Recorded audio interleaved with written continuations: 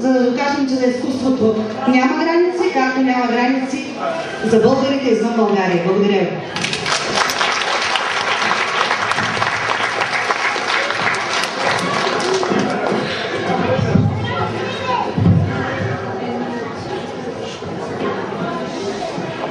Безбройни са световните кръговратности, които се вре човек и своя си живот. Докато е малък човек, стига да протегне ръчичка, да се усмихне или просто да каже мама и всички го трупат с похвали. И колкото повече се източва човек, колкото по-голям става, толкова повече похвали се намаляват. За да се изгубят накрая, кой знае къде, по трудните друмища на голямата световна похвала. За да се разпилеят глупашки битки, наивни победи и безплодни занятия. Кога мравката срещне мравка, тя е докосне с кръченце, за да й каже къде има зрънце, тревичка или сладко коренце. Кога се срещнат две пчели, те танцуват разни танцове, за да си съобщат къде има повече цвете и прашеци. И остава време за човешка приказка, за крехката радост от окуражателния поглед, за един единствен лъч на взаимно разбиране и топлинка.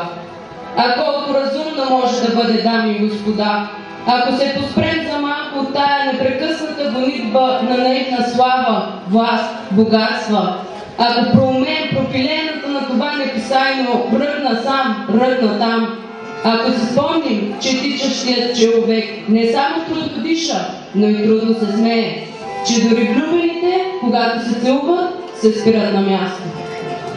Лъжовен е този свят, господа. Лъжовни са хората, но най-лъжовно е времето.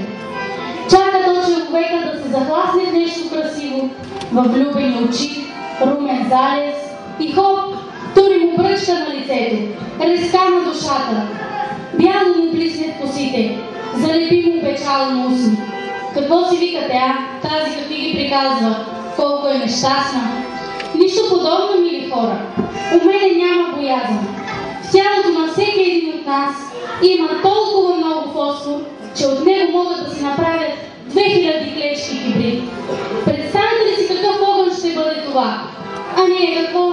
Тук драсна клечка, там драсна клечка и накрая последната догаряща клечка лекичко пада премръзналите ръце на стария човек.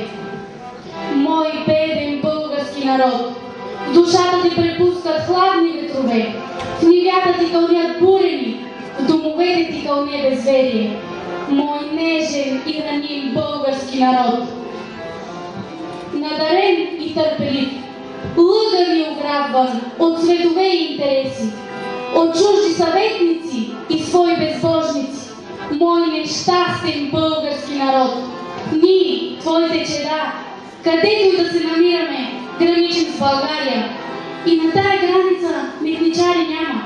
На тая граница стои нашата съвест, нашата доблест, нашата толерантност. Груповете на тия, които са били преди нас, и люлките на тия, които идват след нас.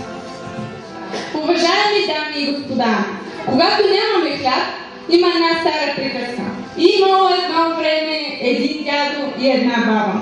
Когато няма сол, има сълзи и от тях ще добие. Но когато няма вяра, тогава е страшно. И когато няма хляб, ние ще ви обичаме.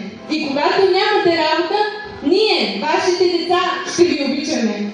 И когато се чудите как да свържете двата края, ние ще ви обичаме. Коледа е! Обичайте се! Нали сме тук, за да се учим, да растем и да помадряваме с любов.